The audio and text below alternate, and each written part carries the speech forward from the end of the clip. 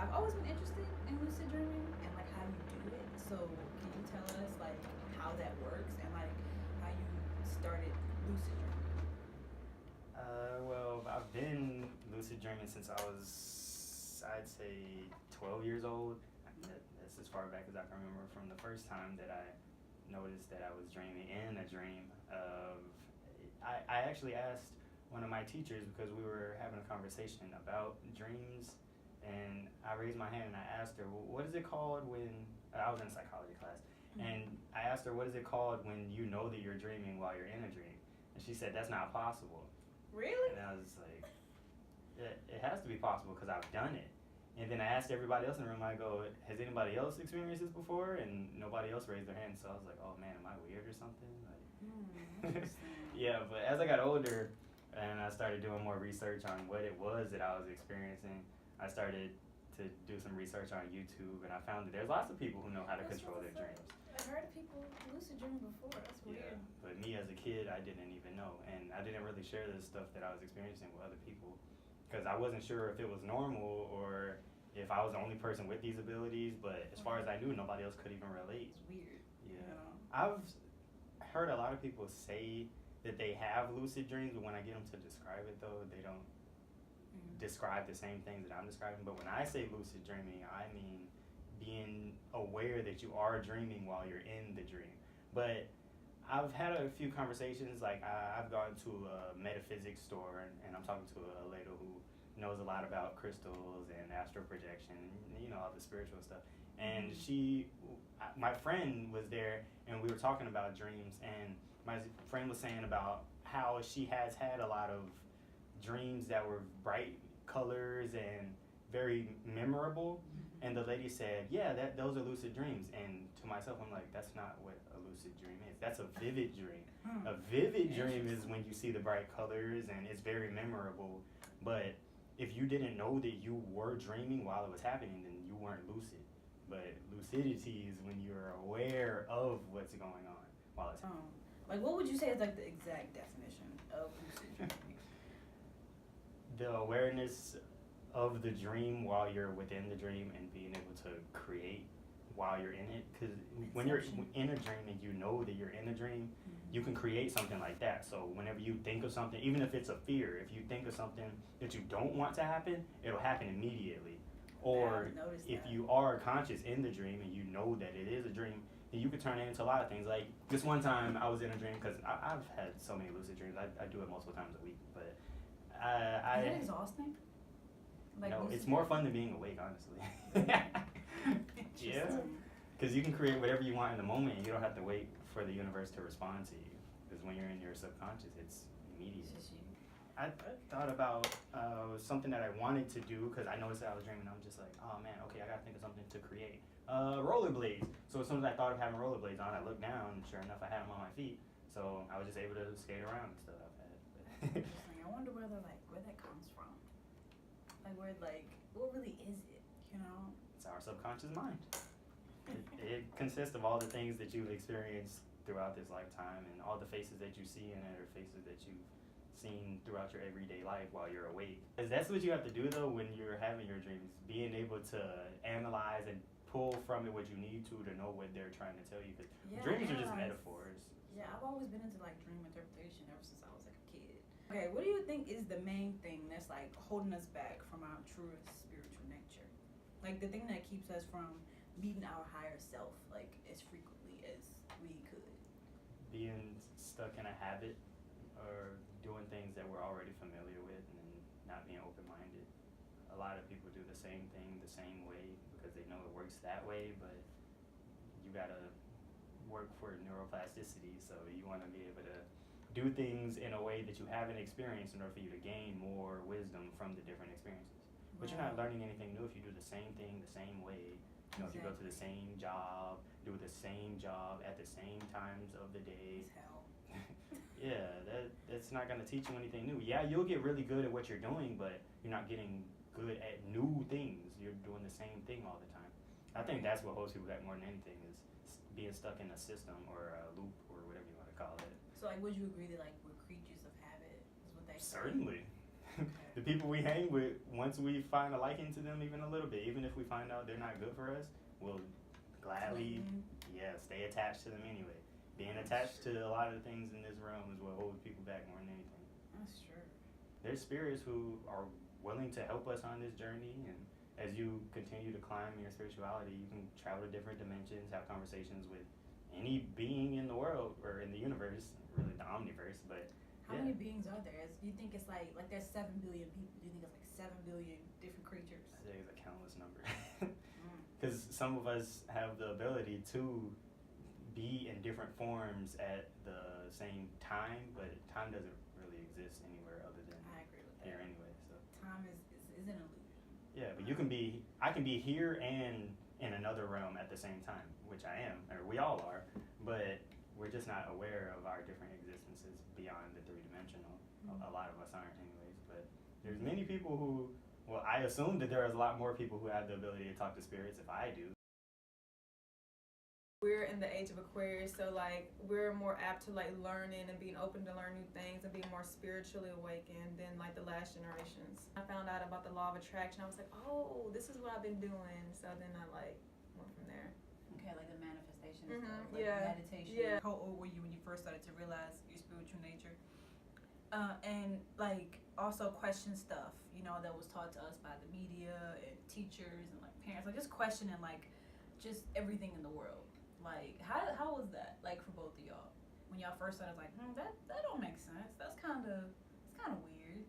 What was the first thing? I was raised in a Baptist Christian household, so when we were going to church and reading the Bible, and they're telling me all of these stories about Jesus and how he lived and the way that we're supposed to live, I started asking more questions about, like, things like suicide, for example. I asked my parents about suicide and are we going to hell if we kill ourselves? And I asked both of my parents that at the same time, and they had two different answers.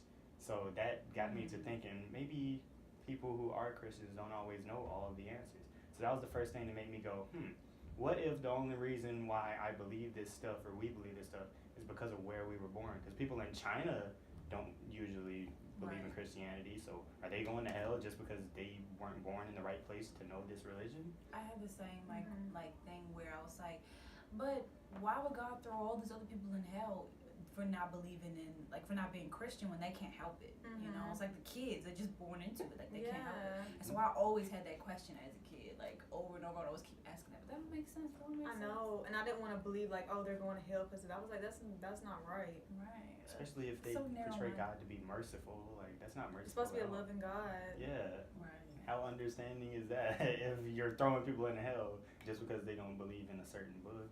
When I asked my parents that, I think that was the first moment when I realized that there's holes in this Christianity thing.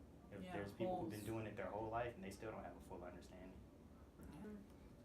Okay, so on to like the big thing, which is fear, which is like it like. Yeah, that's a big thing. Yeah, exactly. It keeps us trapped, and like one thing I've noticed is the news is so negative, and I feel like that they put only negative stuff in the news, like fake news and stuff like that, just to scare people with it. Yeah. And like, what do y'all think about that? They make it seem like it's more negative going on than what it really is. Right. So people think it's way more negative things going on in the world, but it's really our perception. It really is. Exactly. It's kind of like how do I put it? It's like it makes people scared to leave their house. That's their point. That was their purpose. To not want to get out and actually like live life. Now you just like, okay, I'm just gonna stay in my house. Yeah, so you can live in fear. Stick with what's familiar. Exactly. Stay attached to what you already know. Which is the worst place to be, like stuck in your home. Like home is comfortable, but like it also can like be the thing that makes you depressed. You know, because then you can get stuck in your mind. You know, when you're at home. Okay, number 6. How can we find out who we were in our past lives? How can we find out who we were? That's something I always wonder. Like, I know you can find out through meditation. You can do that by looking in the mirror for a really long time. Look yourself in the eye, and you'll start, like, it's called scrying, and you'll start to actually see yourself. But you have to look for a really long time, but you'll be able to see. But you have to be, like, really focusing in, and that you have to set that intention. That's one way that I know. Interesting. I know So like, what do you look into your eyes? Mm-hmm. Look into your eyes for a really long time till reality starts to fade out. You know. That's weird. I used to do that as a kid all the time. Mm-hmm. And then you realize that, wow, I'm not even just this body, and you're like, holy shit.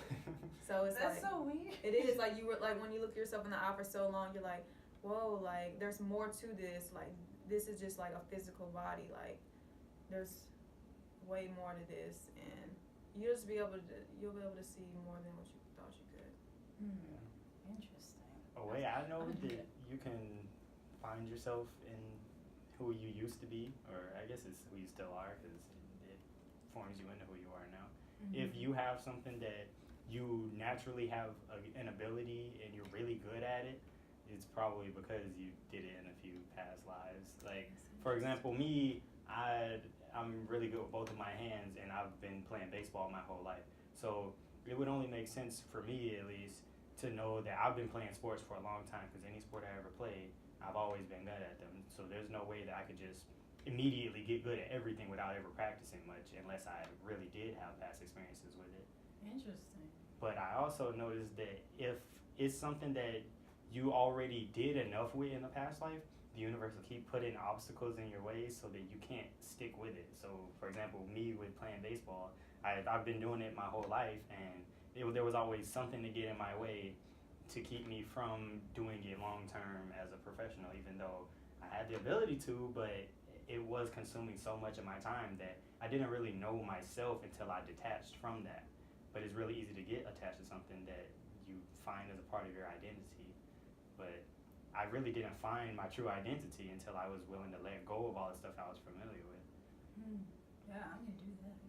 Let go of the stuff I'm familiar with. If you see that there's a lot of stuff that just keeps getting away when you try something over and over again, then it might be because you already spent enough time on that before. And you didn't need to find a new focus. I'm gonna start paying attention, that kind of thing. That's interesting. And like one thing I feel like also helps you with like who you are in your past life is astrology. Yeah. And like the North Node The and the South nodes, Node. yeah. That definitely is like one of those things. What was like the most shocking, depressing, aggravating thing that you found out about society in like relation to spirituality? Like the thing that just made you just mad when you think about how society is, or depressed, or like, oh, I want to get up out of bed. That some people aren't willing to learn, and they just want to stick to what they know. They're not willing to grow.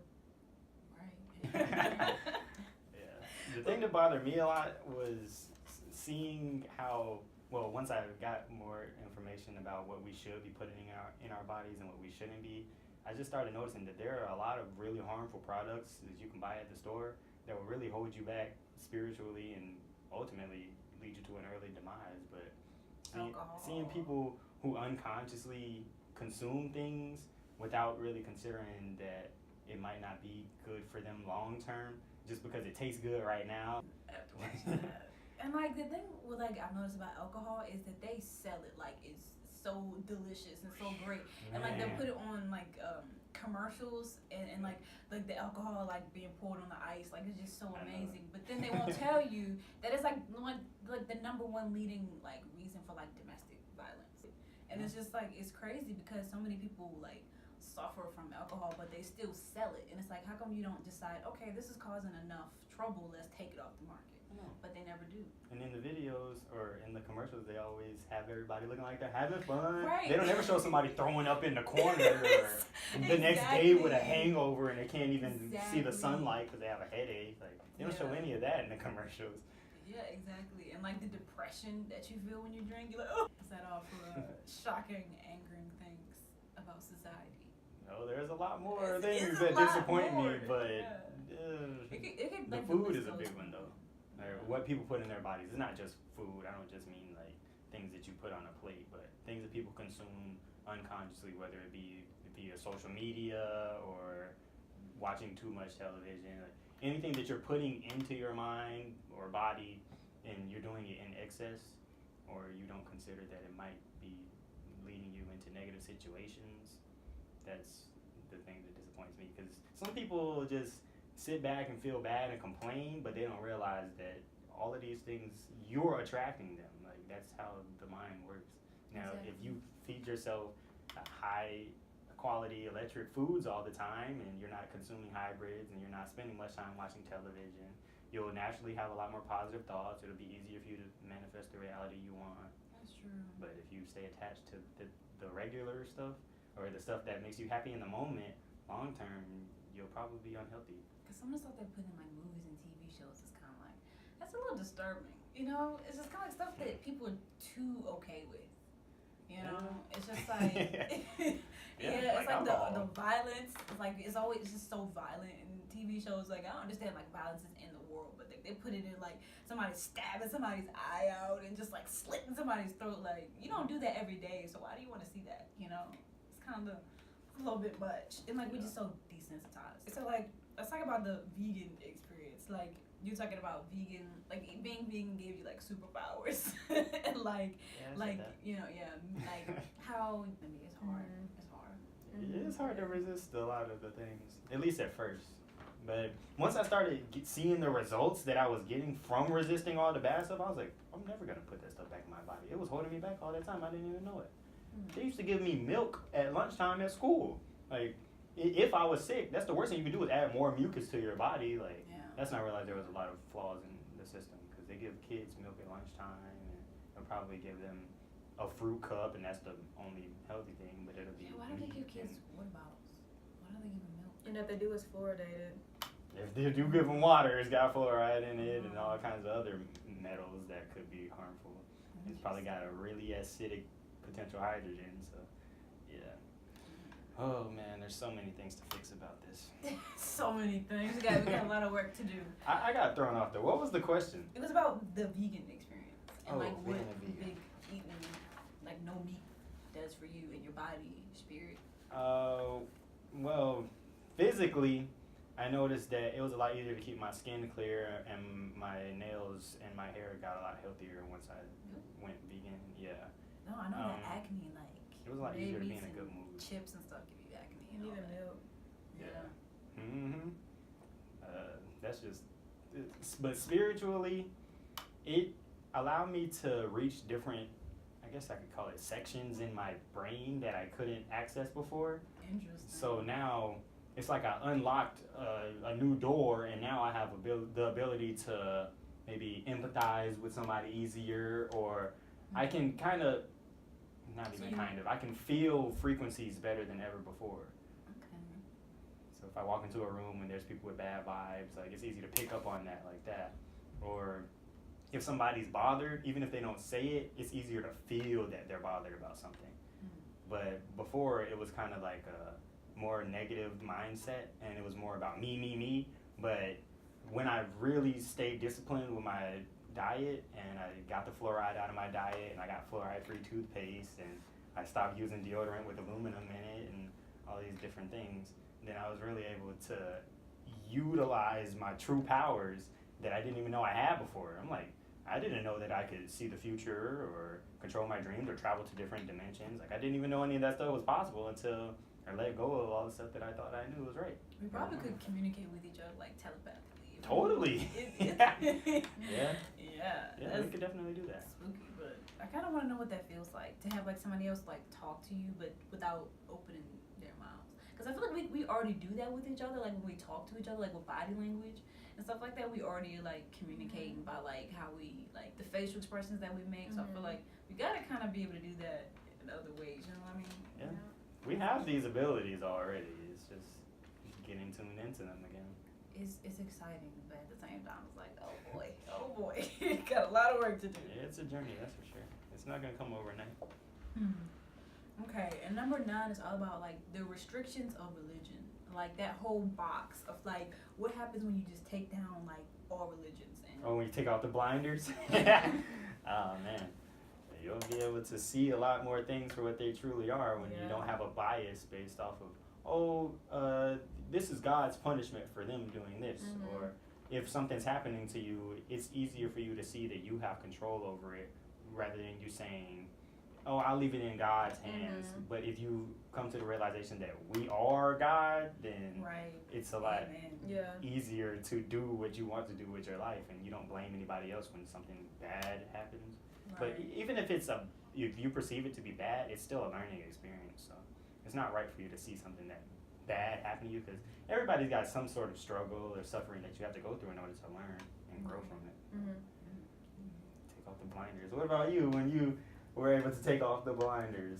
I realized I was basically like a co-creator with the universe, and I became more powerful. Okay, so Yeah. like, what do you mean by co-creator? I realized that I was creating my own reality with my thoughts and my words, and it was a good feeling knowing that I can have control too.